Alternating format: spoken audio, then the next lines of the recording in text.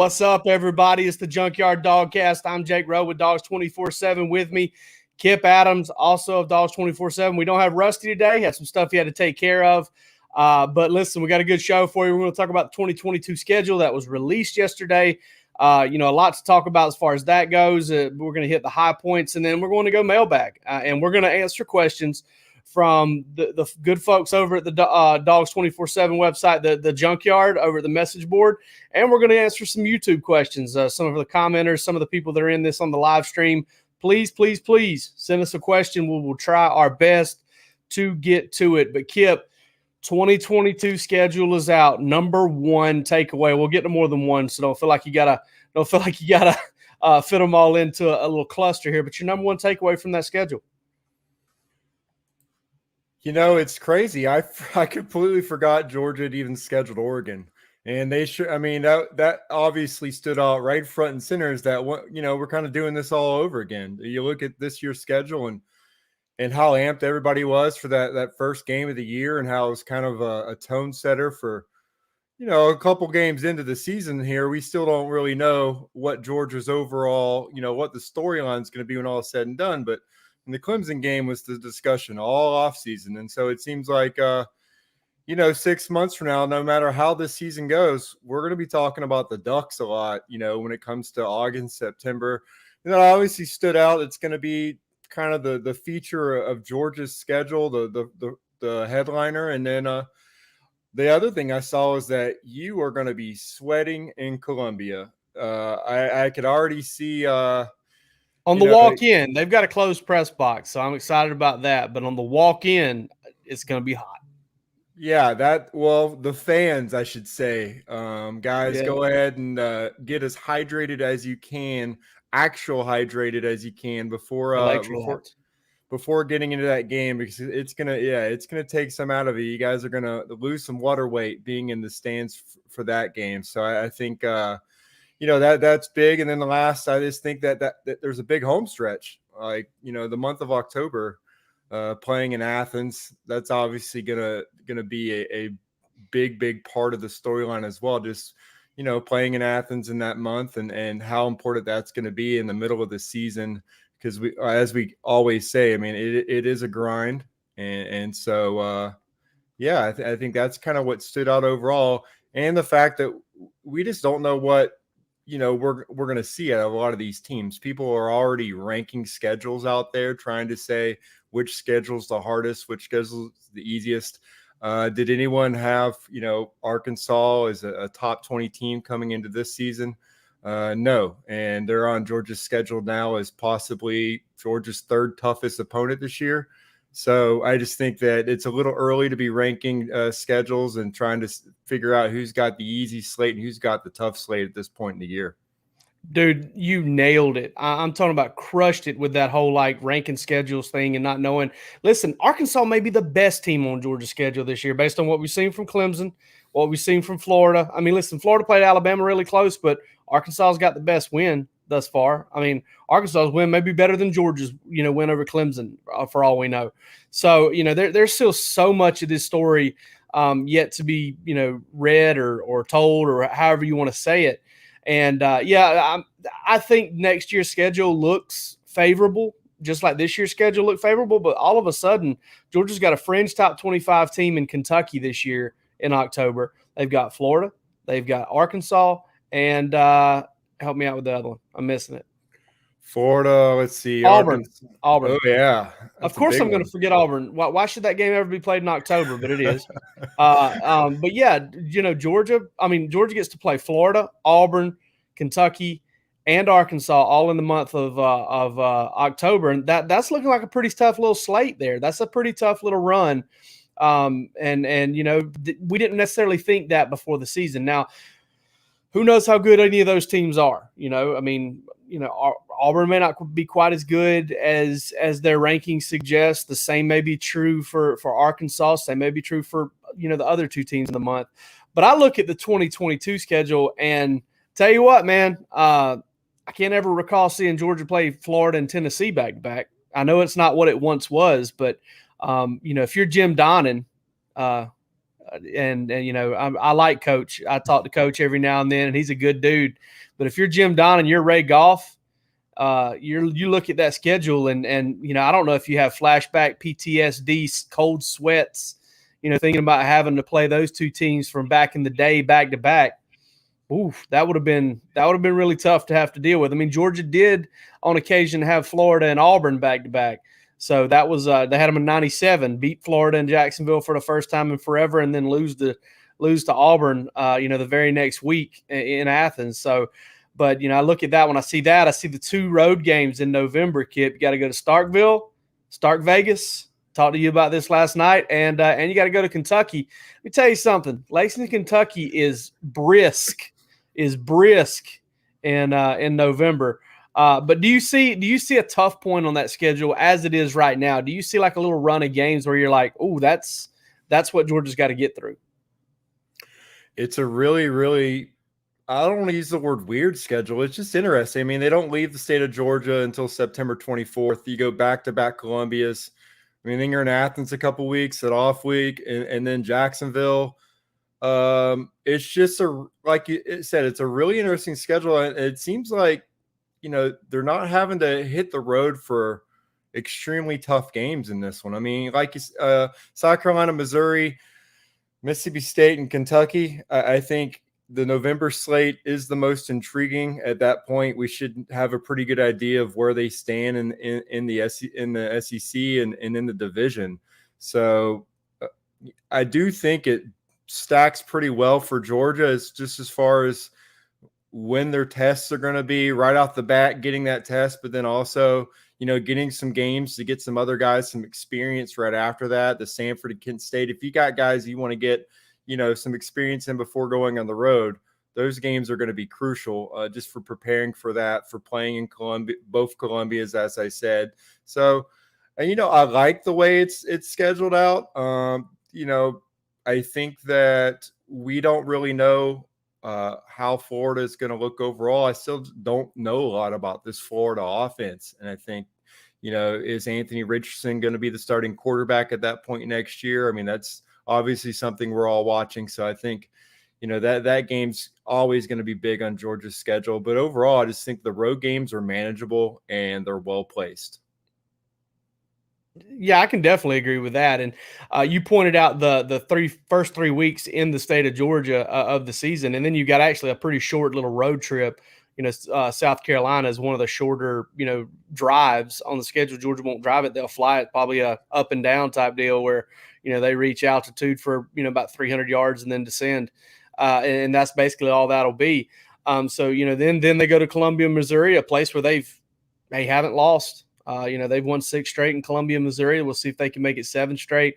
And then the month of October really shapes up to look a lot different, I believe, than it does this year. But again, there's still a lot yet to be told there. And I haven't done all the breakdowns of who has a bye week before Georgia and whatnot. I'm sure somebody has, but no, I don't think it's anything out of the ordinary. I know Florida has a bye week before Georgia, but they share that one as well. So we'll see how it goes. But that's kind of our look at the 2022 schedule. Let's take a break here real quick. And on the other side, we're going to get to as many mailbag questions as we possibly can.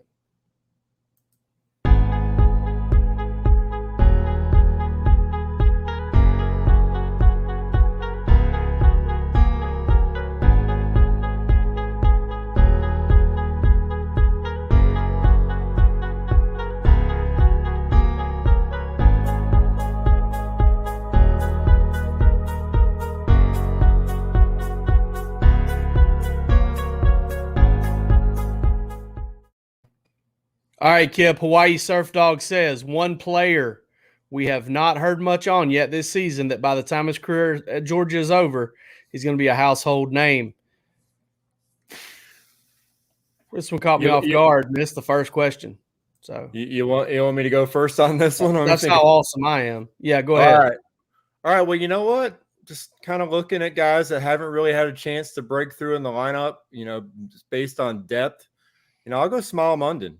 You just look at Channing Tindall this year, a guy that, kind of the forgotten man. People wondered, is he going to, even, emerges as starter before his career is over, it's because he's, there's been some outstanding inside backers for Georgia. You can just kind of look at the rotations Georgia's had since Kirby Smart got here. 2016, 2017, you had Roquan emerging, and then you had Reggie Carter in there, but then the Trez Patrick kind of bridging that gap between 2017 and 2018.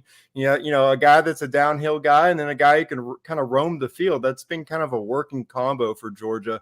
2018, 2019. Then you had Tay Crowder, coming through as the experienced guy, and then the Trez Patrick, eventually giving way to Monty Rice, being that guy next to Tay Crowder.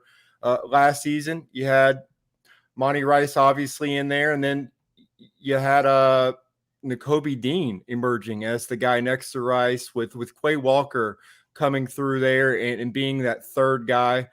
Now you got Nakobe Dean as that, that one guy, and then you thought it would be Quay Walker again, but now Channing Tindall's kind of emerged as a guy that really has played a lot of snaps for Georgia. And so that other backer position with Channing Tindall and Quay Walker, these are guys with the size, frame, and speed that you haven't really seen at Georgia. They've kind of been more sawed off guys, as far as their frame, and guys that, they can either come downhill or just track the football. These are guys that can kind of do a little bit of everything just because the overall package that they have. And so you look at Xavier Sorey, he got there in the spring, and great reviews on him.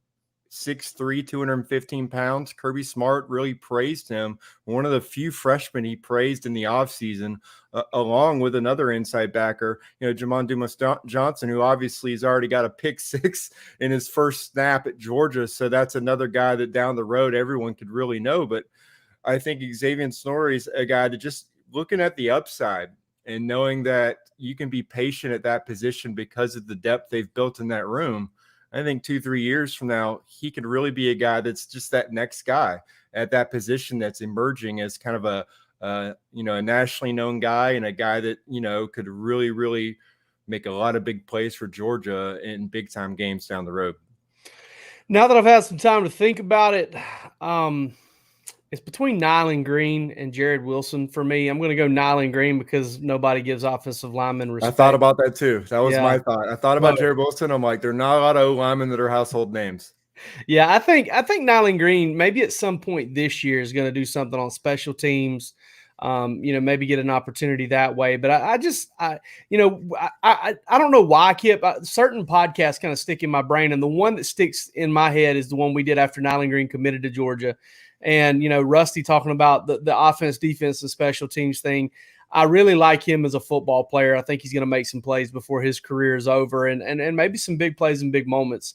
We'll get a look at that, but it'll probably be next year, maybe even the year after that. You mentioned Channing Tindall. There are a handful of players, Latavius Brini, Amir Speed, several guys on this football team, Tramel Walthour, that it took a couple 2 or 3 years to make an impact. They're still playing at a high level. Jack's Dog says, who will be that's UGA, is what he's talking about, top receiver heading into the cocktail party. Listen, there's two. I look at this as two different categories. Who's going to lead Georgia in receptions and who's going to lead Georgia in yards. Brock Bowers is going to be Georgia's team leader in in receptions, in my opinion. I think Jermaine Burton's going to catch him with the yardage before it's all said and done. He's not very far behind right now, but I think he's the one that's going to kind of catch Brock Bowers in yardage before the Florida game. But I still think Bowers is going to get – there's too many of those dump-offs, Kipp. There's too many of those screen game type things that they're doing with Bowers right now.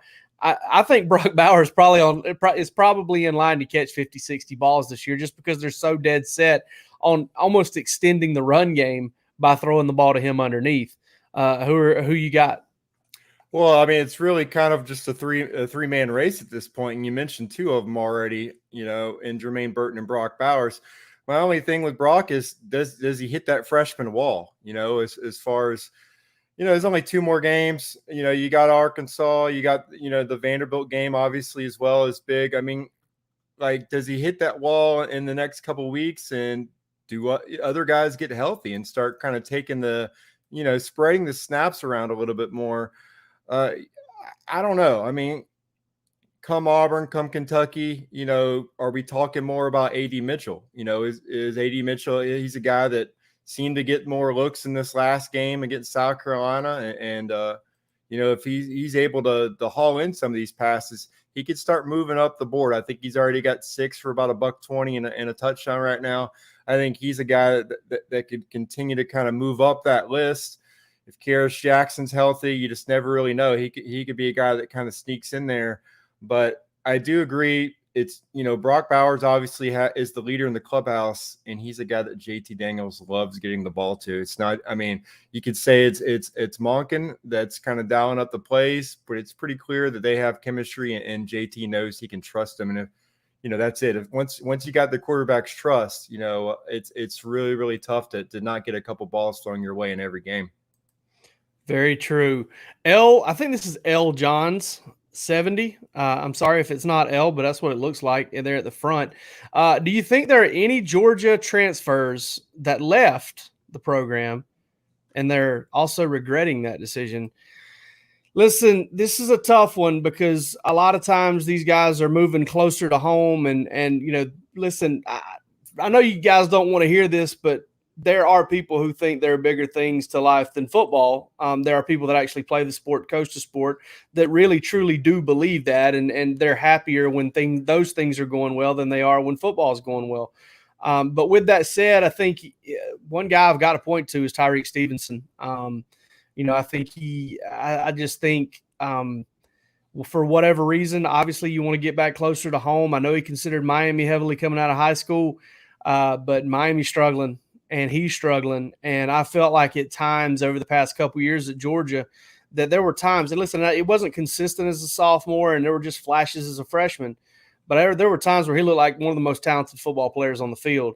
And I don't know if it's usage at Miami. I don't know if it's regression. I couldn't tell you. I haven't really watched him play a ton. But I do know that I've watched him play a little bit. I've seen him struggle. I've seen a lot written about his struggles. And I think that's the guy that I would point to as maybe regretting that decision a little bit, especially considering he was going to be a starter more than likely for Georgia this season. Yeah, like you said, a lot of these guys, obviously playing time's usually a big thing, but it's location. You mentioned Tyreek Stevenson. I was thinking about Devod Wilson. I was thinking about guys like Luke Ford, and in the end, Major Burns. These guys were going closer to their family, and so that's a big factor. I think the one people are talking about a lot would be Jermaine Johnson, and they're not playing great football at Florida State right now, but Jermaine's putting up a lot of film. And that one just completely flew over my head. I didn't even realize that he one. He is padding the box scores right now. He definitely is. I couldn't tell you as far as his state of mind of being in a program that seems to be in a little bit of disarray. And again, you're getting beat by Wake Forest by 21 points. And obviously the Jacksonville State game. And these are losses that you think you would never have seen at Florida State, but that's where they are right now. But he is, again, 30 tackles. I think he's got 6 tackles for loss, 5 sacks. And so in three starts, he's putting up a lot of film. Really where that goes as far as the NFL is concerned or his ultimate goal, I couldn't tell you, but he's definitely putting up numbers. I can't say the same for Brenton Cox at Florida right now, but he is where he is, and we'll definitely, he'll be one of the big storylines in Jacksonville. I know he had some quotes for that Alabama game, and I think he ended up having 4 tackles and a sack and a pass breakup in that game. But it's hard to know if any of these guys are regretting it because they're in new programs. They made the decision, and they're big parts of those programs so far. So I think that was their ultimate goal, and it happens pretty often. You look at Georgia's transfers that came in. Obviously Kirby Smart's, been able to get some impact guys through the transfer portal, and a lot of those guys are a long ways from home as well. Look at JT Daniels obviously being the one front and center for this program right now. So locations often plays a role, but just getting a fresh start and getting the chance to make an impact somewhere else, it's usually where these guys' motivation lie. Yeah, if you look at it in like a 3-point system here, closer to home, where they can see family more, are they having success? Is their team having success? I guess you would kind of line up there with, Tyreek Stevenson did get closer to home, but struggling in the other two areas. Jermaine Johnson is having a lot of success, but not closer to home, and the team sucks real bad. So, I mean, there's just no other way to say it. I'm sorry if you're a Florida State fan. I kind of grew up a little bit down there in South Georgia, liking Florida State a little bit too. And man, you just didn't even have that notion that you'd watch them start a season 0-3 with a loss to an FCS opponent. But they've done that, and it's been ugly. And after they had a proposal after that FCS game that is really getting ripped. Heard Danny Cannell ripping it the other day on the Ryan Russillo podcast. But yeah, those two definitely come to mind. And I'm a big fan of Jermaine Johnson. Guys, if you want a little nugget there on Jermaine Johnson, left Georgia with an absolute sterling reputation as a kid to coach and as a teammate.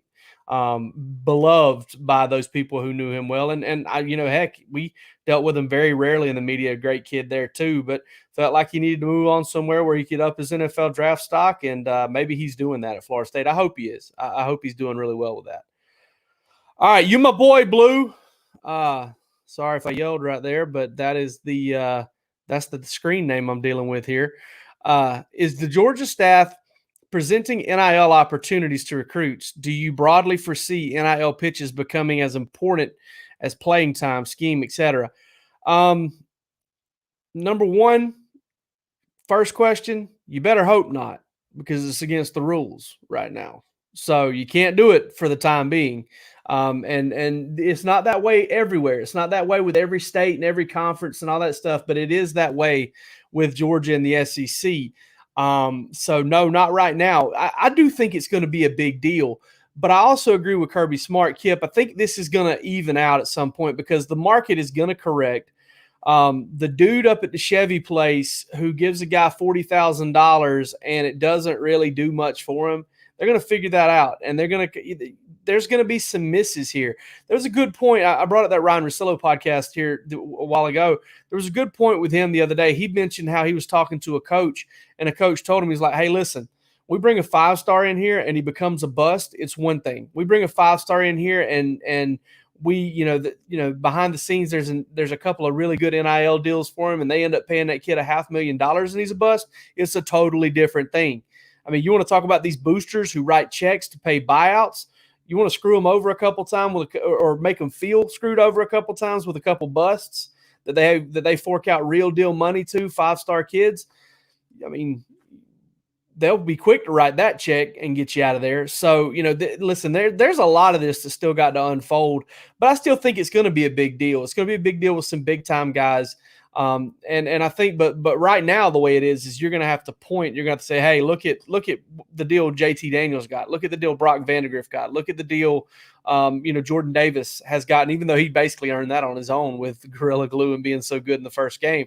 But that's where it's going to come from. And ultimately, at the end of the day, it's going to come down to this. These recruits are going to learn at one point or another not to count the pennies while watching the dollars blow away. Okay. Like the NFL, if you're really good and you're, basically what I'm saying here is if you're really good, then get better at your craft, because ultimately you're going to make a lot more money at the next level if you've got that potential. And then those guys know who they are. Okay. You're going to get a lot better at the next level if you've got that potential. You're going to make a lot more money at the next level if you got that potential than you will in any sort of NIL deal in college. Yeah, I mean, I think we've seen so far that most of the big time NIL deals have gone to quarterbacks. And so other positions, I mean, I think what we're waiting to see is whether a big time iconic play in a game leads to an NIL deal after the play is made. As far as recruiting is concerned, I don't think that it's directly going to lead to any changes. If you're at a big time program, you could already sell them on all kinds of opportunities, and NIL being one of them, not specifically anything, but I mean, you've already seen deals for all the big time programs from players at multiple positions. Life-changing money, that's debatable, but I think we've already seen that, obviously it's helping guys. I mean, getting these deals that they were not able to get before is huge for a lot of players. But I think as far as the companies, you kind of see two different kinds. You see, maybe some companies that are fans of a certain program that have disposable income, just kind of putting it out there and trying to help the program overall. And then you have the major companies who are trying to get ROI.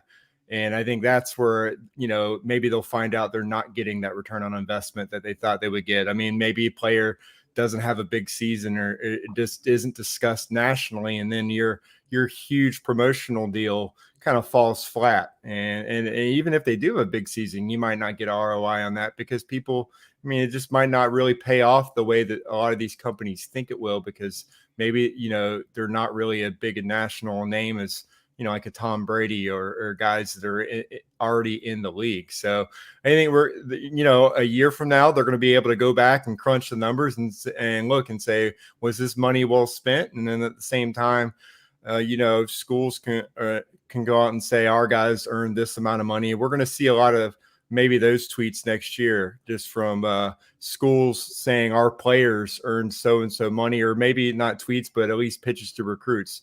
Our guys earned on average $57,000 last year. That overall could be something. Specific NIL deals, no.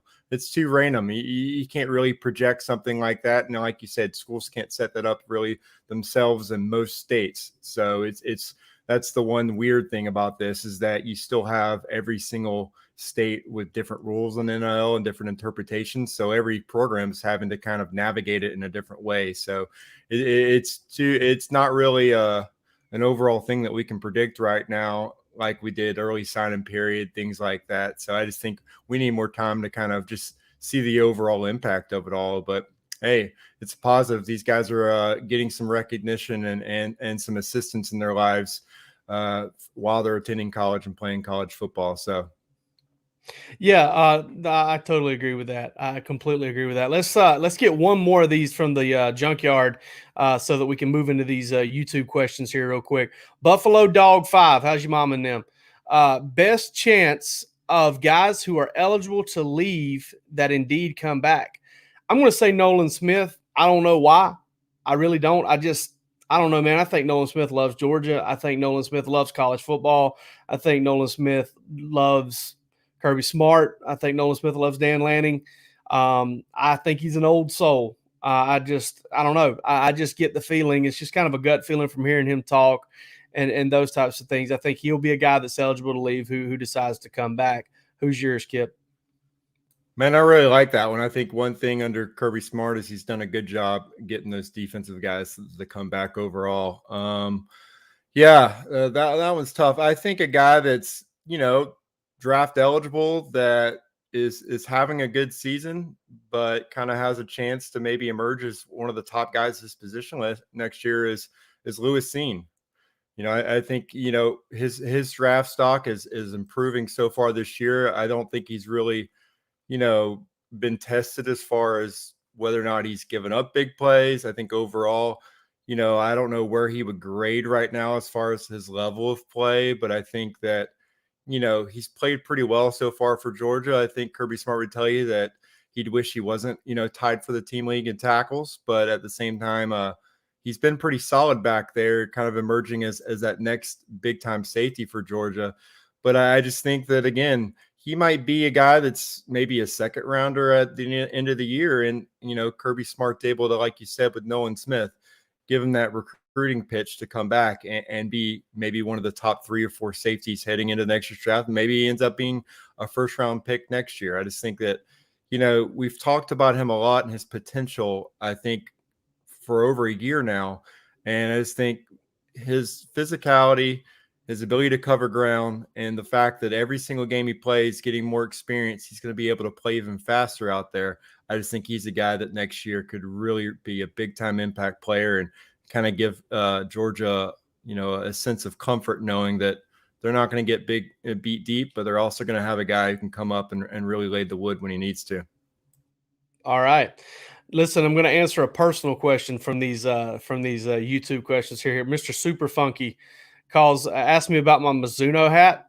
He says, what I need to know, Jake, you wear a Mizuno hat all the time. Can you play golf, or is it based off coaching like baseball or something? All right. Look, I do try to play a little golf. I'm not awful terrible, but I'm not great either. I'm about a 12 handicap. I wear this hat because I've got a giant head. Okay. And this one fits really good. I've got another one that's black and gray that I wear quite a bit as well. I like wearing hats, and I'll probably at some point own every one of these Mizuno hats that they have for sale on Amazon, because they're like $25. They're not the $35, $40 fitted hats, and they're flex fit. They're very comfortable. They're very cool, and I like them. So that one's that one. Jeff P47, how does MJ Sherman look? Well, we've actually gotten a chance to see him the last couple games. And listen, I think he's a pretty good looking player. He lost a lot of reps this spring. Kipp, I could see MJ Sherman being a little bit bigger part of Georgia's defensive plans, maybe around the bye week, after the bye week, than he is right now, as he kind of catches up. And another thing about those labrum injuries like that, you'll have guys that have had those tell you. I've had a couple of former players reach out to me this offseason whenever I was writing about them or talking about them, and they told me, they're like, every guy's different. Some guys come back from it immediately and they feel great and everything's good. And then some guys, it takes a little while for them to gain confidence, almost like an ACL. MJ Sherman plays a position where you need to really be confident in your ability to strike. And I think that's something. But what do you think about that? What have you seen from MJ Sherman? I mean, it's been kind of unlimited so far. Got to see him a little bit whenever I was kind of taking over a little bit for you. Got to see just, very, very small amount so far. I don't think we've really seen the best out of him yet. I mean, obviously, like you said, he's coming back from the injury. I think he had a shared tackle for loss out there. I know one thing, they're probably going to need him next year. So I just think as the year goes on, they're going to try to get a better idea of what they have in him, because if Kirby's not able to bring Nolan Smith back, I mean, we know Adam Anderson, and it's going to, he's going on to play big time football and might be a first rounder next year. So they're going to need Sherman a lot. And I think if they don't love what they see for him this year, I mean, that's a position that you could be looking to the transfer portal. So I think he's going to have his time to audition this year and basically show whether or not he can be a starter next year for Georgia. So I think, like you said, coming back from injury, I think he's going to get more and more confident in himself every single week, and the opportunity is going to be there for MJ to emerge as that next edge guy for Georgia. So I know he had a lot of talent coming out. You get more months under your belt coming off the injury. I think he'll have a chance to kind of show why he was a highly rated recruit, but Kirby's going to want to see it because that position's just too important in Georgia's defense. All right, my man Brian Carey 2 has Florida on the brain. He says, if Georgia's run game doesn't improve, are we going to struggle against Florida being one-dimensional? He also asks, immediately after that, does George Pickens play in the Florida game? I'm going to answer both of those with yes. And on the first question, I'm not – listen, I mean, I ain't predicting no, I don't think George Pickens plays against Florida, okay? I don't think that right now. I'd rather be wrong, because y'all won't give a rat's backside if I'm wrong, okay? But if I'm right on that, then at least I'm right. Whereas otherwise, if I predict it wrong and get it wrong, I'm probably going to catch some flack. So I'm going to say no on George Pickens playing against Florida. I'm going to say absolutely 100%. Georgia's got to get the run game going, or they're going to struggle against any good team on the schedule. What you got, Kipp? It's funny. Just reading that question, I can't help but chuckle a little bit, because I think you could flip the words. That we've seen that question every year going into that game, but it's the opposite. It's if Georgia's passing game doesn't improve, are we going to struggle against Florida? So Georgia becoming too one-dimensional. They're airing it out too much now. Where are we here with the, what do you do in Tom Monk? And we got to run the ball. I think that I think that Georgia's offensive line, like I said in the other pod, is going to continue to improve. And I think we saw flashes of that in the South Carolina game. I mean, they did run the ball efficiently. So I think, what we've seen lately is kind of their ability to run the ball improving. And like I said before, when you have so many running backs that are each have kind of their own skill set, but also really talented, and Zamir White and James Cook and Kenny McIntosh, Kendall Milton, you're still finding ways to best use them all. And so maybe Todd Monken has to decide whether or not he wants to shrink the roles of some of these guys. And, maybe you have 2 guys that are your focal point instead of 4. Does that give you a stronger run game, giving one guy 10 to 15 carries, another guy 5 to 10 carries, and maybe having a third guy there as a situational guy? That's something that, maybe he looks to see if he can do in the next couple of weeks.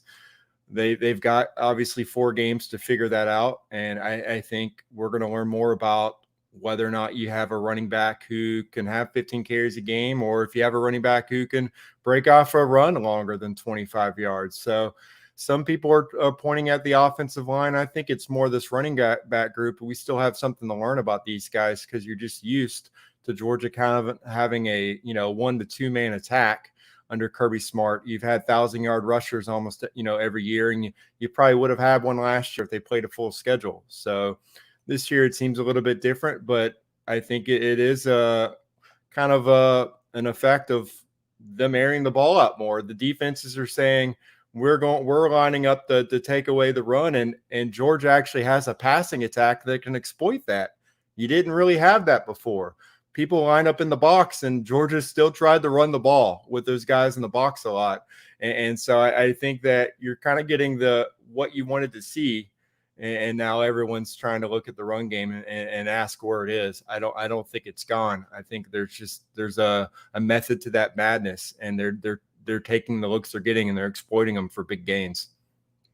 That's a good point. And, I would revert back to the Kentucky game last year. Georgia went out, threw it a bunch of times against Alabama, goes against Kentucky, who probably, may have even had a better run defense than Alabama, runs the ball down their throat. It doesn't result in a bunch of points, but Georgia tried to play ball control, and so did Kentucky, and that game went 100 miles an hour. I'm going to answer one more quick question here before we go. It's Craig Lawson. He says, any updates on Eric Gilbert and Scott Cochran? None. Listen, those are personal issues, not something we're going to really dig into. To be honest with you, like when that first happened, I kind of made a decision myself as I'm not even going to look for information on this, because, when you hear what you hear, when those things come out about those things being personal, it's almost like that's really none of my business. I know it is in a sense my job to kind of figure out what's going on with the team. But you kind of got to draw a line somewhere, and I think we as a site have kind of drawn the line there, and I think pretty much everybody else who covers Georgia and covers the game nationally has drawn that same line, and we'll know something when Kirby tells us something, and I assume he will, as far as these things go, because when these guys come back, it's really good news and it's stuff you want to talk about. So we're looking forward to the time that comes, if it comes, and hope it comes soon for those guys, and that they're able to kind of work through what they've got going on.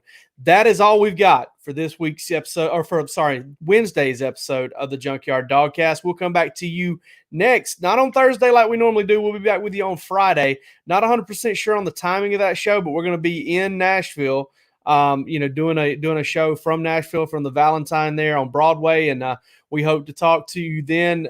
Hope you tune in then. But for this episode, that's all we've got. I'm Jake Rowe with Dogs 24/7. He's Kipp Adams from the same place. Take it easy.